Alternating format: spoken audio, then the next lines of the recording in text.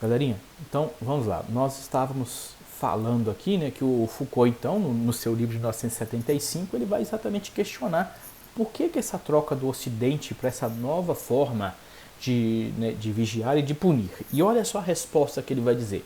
A resposta que vigiar e punir dá a essa pergunta é complexa, mas pode-se dizer que ela depende de todas as principais transformações da sociedade francesa do século XVII, XVIII e XIX. Nesse período, muita coisa mudou. O poder absolutista dos reis, acabou dando lugar a uma república moderna, assim como ocorreu em outros lugares do planeta, os quais, aliás, seguiram o exemplo francês. Acabou com o absolutismo e assumiu uma república moderna. Mas, paradoxalmente, aqui vem a ideia interessante, paradoxalmente, o poder do governo para controlar a vida dos cidadãos não necessariamente ficou menor, apenas mudou de forma. Antes, o poder estava na mão do rei. Agora o poder está na mão do Estado, que é um Estado, né, que pune também, que controla, que vai regular toda a vida das pessoas. Argumento filosófico. E o nascimento da prisão, como diz o subtítulo original da obra, é a parte importante dessa metáfora, dessa metamorfose. Então, ou seja, o que o Foucault quer responder nessa situação? Antes, o poder estava na mão de quem? De um monarca, de um rei absolutista. Tanto é que lá na França, Luís XVI vai dizer, o rei sou eu, o sol sou eu. Ele se considerava o supra-suma, porque na verdade ele era o supra-suma, porque ele tinha o poder de decidir quem seria punido ou quem seria absolvido. O rei não tinha um contraponto, não é igual a gente tem hoje. Hoje você tem três instâncias, três poderes no nosso país, e se há uma situação em que um poder se exalta, os outros dois vão digamos assim, criar um contraponto de diálogo ali para mostrar que precisa ter um equilíbrio. Mas quando se trata de poder absolutista, não. O poder absolutista é na mão de um único soberano. Então, sai desse poder de controlador e passa para uma república moderna. Só que essa república moderna, o Foucault vai dizer, o poder só troca de mãos, só muda, apenas mudou a forma da execução, mas a mão forte de alguém, e agora não é alguém pessoa, mas é alguém instituição, ele continua forte. Só que o que muda? Antes, torturas, antes condenação pública, agora é o nascimento da prisão. Na República Moderna, a perspectiva da prisão é uma perspectiva importante. Ou seja, é condenar a pessoa por um determinado tempo e acreditar que essa pessoa, ao passar por essa prisão, ela vai ter uma mudança de mentalidade. Ela vai sair dali arrependida. Ela vai mudar sua postura. Pelo menos, gente, em tese, tá, galera? Eu sei que você está me ouvindo e não está concordando com muita coisa aí, não. Mas em tese, é isso que acontece.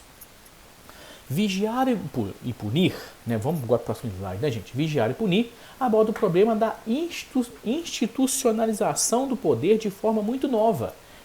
Ou seja, é a nova forma de lidar com o poder. As instituições precisam dialogar, as instituições precisam conversar. E como é essa nova forma do poder? Como vigiar as pessoas, mas ao mesmo tempo dar a ideia de que elas são livres? Da questão de normalidade das pessoas. O livro traz a compreensão de que o poder não é só uma força exercida verticalmente, de cima para baixo, mas atravessa e constitui cada espaço das relações no interior das sociedades. Vamos dizer que, gente, olha só, o poder vertical, de cima para baixo, tem alguém que manda e tem os súditos que simplesmente obedecem. Sim, senhor, é isso, já vamos executar. Isso seria um poder vertical. Mas o Foucault vai dizer, não, o poder não é só vertical, o poder também ele é no sentido horizontal, porque ele é exercido em todas as relações. Ele é exercido no interior das sociedades. Todas as pessoas têm poder em alguma situação, em outras ela tem que simplesmente abaixar a cabeça e aceitar uma situação.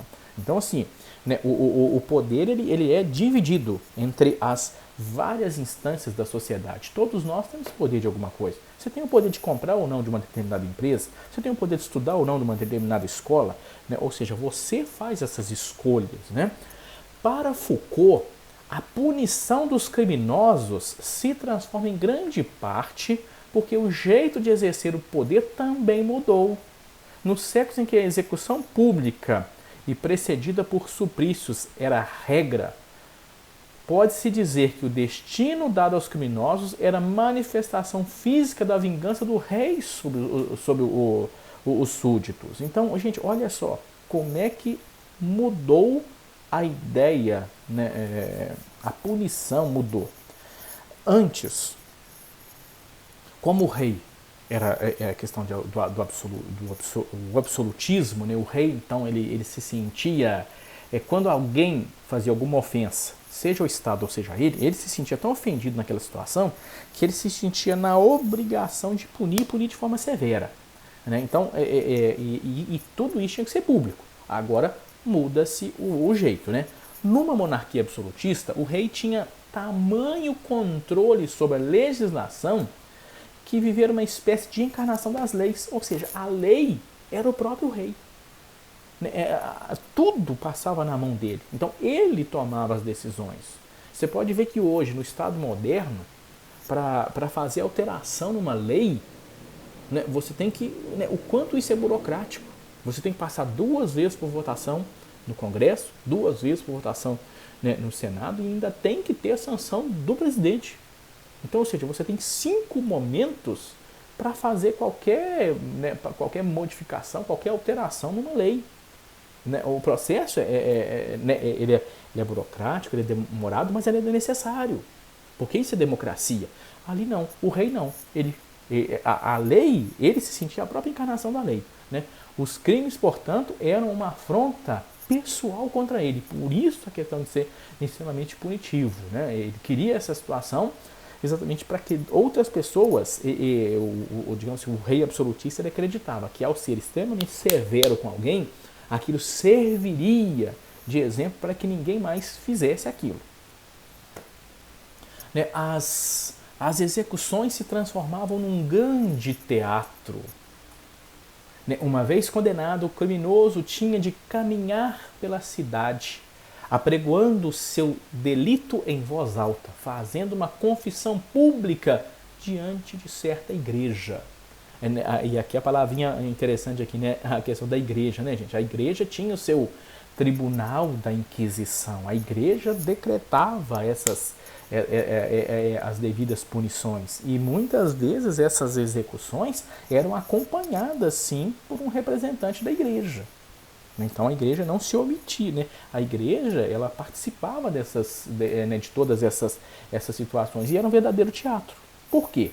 A execução precisava ser algo glamuroso para mostrar a severidade de um Estado. Era o jeito deles pensarem, né, gente? Não era incomum que matassem o sujeito no mesmo local e com as mesmas armas do crime. E, claro, esperava-se que o povo estivesse presente para ser instruído, né, pela punição física.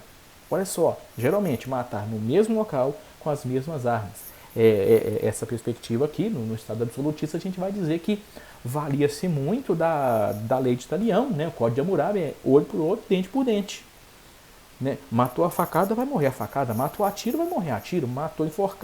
Matou afogado, vai morrer afogado. Então, né, era muito nesse sentido mesmo. Então, a punição aí e a presença do povo para ver essa punição era assim, é algo que eles não abriam, né, mão de forma alguma. E nós vamos ver agora o que a gente chama aqui, o feitiço se volta contra o feiticeiro. Então, nem tudo são flores nesse processo de execução. Por quê? Lembrando Foucault, da mesma maneira que a tortura e a execução representavam a vingança pessoal do monarca, era possível que a população se revoltasse contra a pessoa do soberano, caso se solidarizasse com o condenado. Esse tipo de revolta costumava acontecer quando o criminoso suportava as pancadas com paciência, com humildade, dando a impressão de um arrependimento santo. Você entende como é que as pessoas naquele momento, então, porque o que é ideal? Uma pessoa que está sofrendo uma tortura, assim, as pessoas imaginavam, o cara vai xingar, vai esbravejar, vai gritar. Não, mas o cara ali, ele ficava no silêncio. A ideia do arrependimento. Então, todas as pessoas em volta sentiam que aquela pessoa estava arrependida. Então, elas não queriam nem saber mais o que o rei pensava. Não mais a postura do carrasco, elas queriam salvar aquela vida, porque elas acreditavam no arrependimento daquele sujeito. Né? Olha só, ou quando os carrascos, por falta de habilidade, faziam o coitado sofrer mais do que considerado necessário. Também é uma outra situação. Né? Quando a tortura é muito forte, é muito pesada na cena ali, as pessoas de alguma forma se solidarizam com aquela pessoa, né? com aquela situação.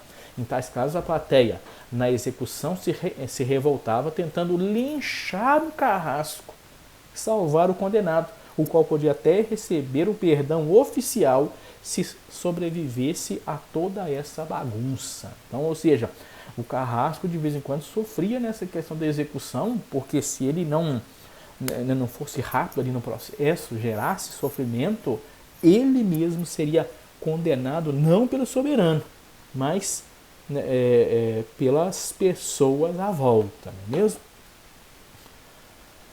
A próxima aqui, gente, a gente continua na próxima aula, senão não sobe para o YouTube. Doutores, forte abraço para vocês.